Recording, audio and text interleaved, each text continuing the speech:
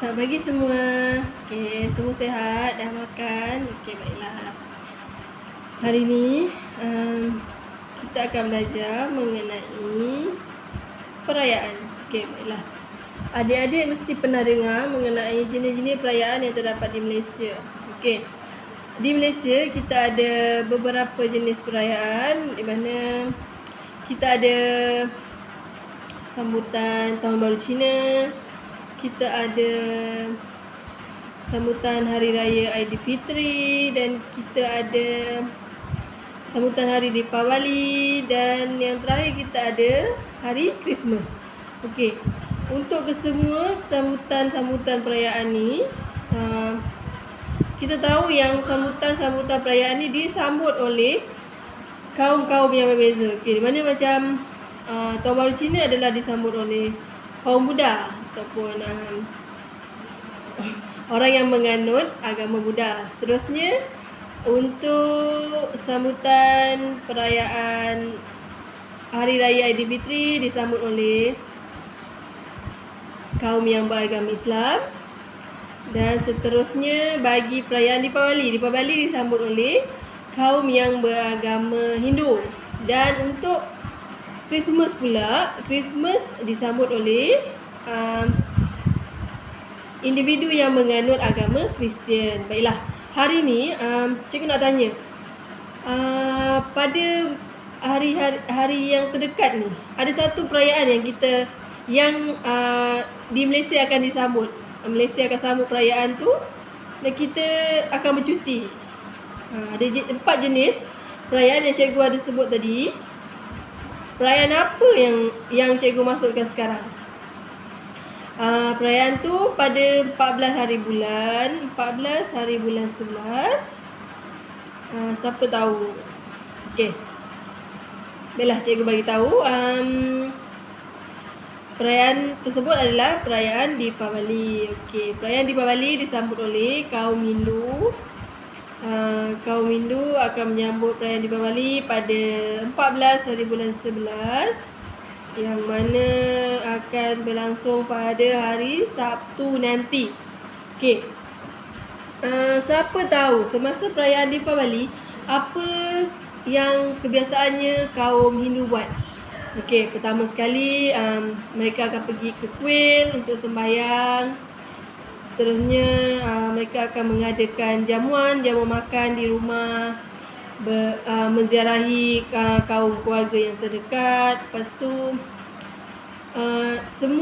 semua perkara yang dilakukan adalah untuk mengeratkan silaturahim. Dan paling penting adalah kaum Hindu akan menghasilkan satu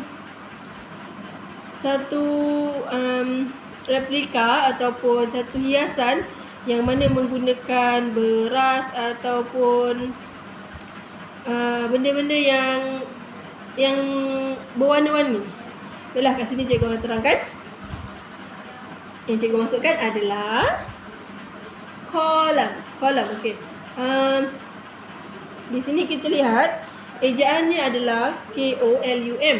Okey, kalau kita sebut mungkin kolum lah macam gitu. Tapi sebutan yang sebenar adalah kolam. Okey, kolam. Mungkin berbeza sedikit tapi itulah sebutan yang sebenar. Baiklah, ini adalah contoh kolam yang dihasilkan oleh kaum Hindu semasa perayaan Deepavali. Cantik kan? Okey, di sini mereka menggunakan beras yang telah diwarnakan.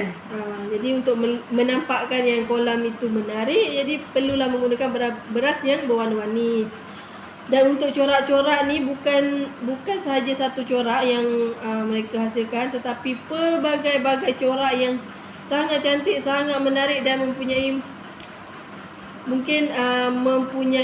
maksud-maksud tersendiri. Ada setengah mereka yang buat gambar haiwan, ada yang buat bunga, dan ada juga bentuk-bentuk yang lain. Seterusnya, pada perayaan Deepavali kita ada pakaian tradisional orang India ataupun kaum Hindu. Okey, kaum Hindu bagi lelaki akan menggunakan pakaian yang diberi nama kurta. Okey, kurta adalah satu pakaian tradisional kaum Hindu yang akan dipakai pada perayaan Deepavali. Seterusnya kita lihat ada pakaian tradisional untuk perempuan kaum Hindu yang dipakai semasa perayaan Deepavali, iaitu sari. Okay. Sari, kita dapat lihat bahawa terdapat pelbagai jenis sari yang telah dihasilkan. Kalau kita pergi dekat shopping mall ataupun pusat beli belah ataupun kedai-kedai yang menjual pakaian tradisional, ada banyak jenis sari yang dijual dengan warna-warna yang sangat menarik dan cantik. Okey, yang terakhir sekali kita ada makanan tradisional kaum Hindu. Makanan ni kebiasaannya pada perayaan Deepavali kita akan nampak, ataupun bukan saja pada perayaan Deepavali, pada hari-hari lain seperti sebelum ni cikgu pernah pergi ke Batu Cave. Kalau siapa pernah pergi ke Batu Cave, kat situ adalah satu kuil untuk kaum Hindu sembahyang.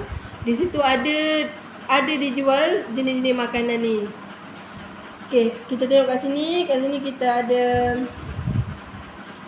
ada muruku, kita ada ladu. Okey, ladu ni rasa dia manis. Okey, ada lagi beberapa jenis makanan lah yang dibuat oleh kaum Hindu semasa perayaan Deepavali ataupun pada hari-hari yang tertentu lah. Baiklah, sekarang kita dah tahu jenis-jenis pakaian tradisional kaum Hindu. Kita dah tahu makanan. Makanan tu ada juga kaum Hindu sediakan seperti kari. Kari adalah sesuatu yang wajib lah bagi kaum Hindu.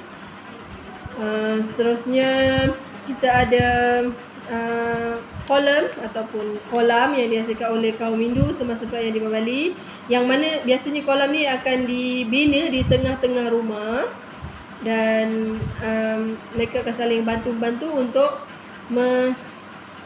meletakkan beras dan menghias kolam tersebut supaya lebih menarik. Okey, seterusnya kita beralih kepada tugasan yang kita kena buat. Baiklah adik-adik, sekarang cikgu akan bagi satu gambar kolam yang berbentuk bunga. Okey, bunga. Ini yang gambar yang telah cikgu siapkan. Okey, gambar kolam. Kat sini cikgu akan bekalkan dengan cebisan kertas, yang mana cikgu nak adik-adik semua buat collage ataupun tampal cebisan-cebisan kertas tu di atas gambar kolam ni. Maksudnya kita akan jadikan kolam ni lebih menarik lah dengan warna-warni macam ni. Okey, terlebih dahulu jangan lupa untuk tulis nama dan juga tarikh. Baiklah, itu saja. Sekarang kita imbas kembali apa yang kita dah belajar sebentar tadi. Okey, kita dah belajar mengenai jenis-jenis perayaan yang ada di Malaysia. Yang pertama adalah perayaan Tahun Baru Cina, kedua perayaan Hari Raya Aidilfitri, ketiga perayaan Deepavali, dan yang keempat adalah perayaan Christmas. Dan kesemua perayaan ini disambut oleh kaum-kaum yang berbeza, di mana contohnya Tahun Baru Cina kaum Buddha yang sambut. Okey, orang Cina lah. Biasa orang Malaysia akan panggil orang Cina. Okey, orang Cina akan sambut Tahun Baru Cina. Okey, untuk hari Raya Aidilfitri akan disambut oleh orang Melayu, iaitu kaum yang beragama Islam. Okey, seterusnya adalah perayaan Deepavali. Perayaan Deepavali disambut oleh kaum Hindu. Kaum Hindu adalah orang